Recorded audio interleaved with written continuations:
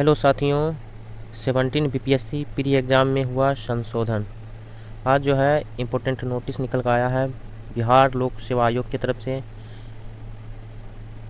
17वीं BPSC exam सितंबर में होना था, लेकिन अब परीक्षा की संभावित तिथि जो है नवंबर में किया गया है।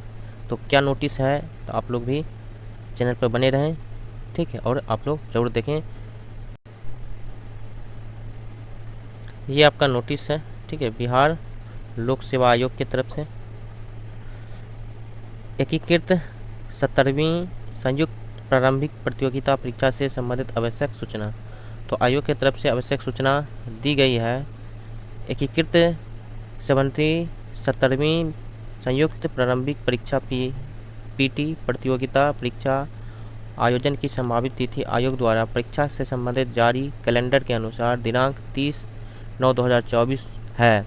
तो ये आयोग की तरफ से एक कैलेंडर जारी किया गया था, जिसमें जो है बीपीएससी प्री एग्ज़ाम जो पीटी एग्ज़ाम होना था वो 30/9/2024 को होना था, परंतु अपरिहार्य कारणवश विज्ञापन का प्रकाशन नहीं किया जा सका।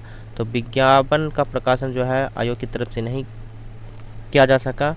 तो उक्त प्रारंभिक परीक्षा का आयोजन अब दिनांक जो है आपका 17/11/2024 को संभावित है।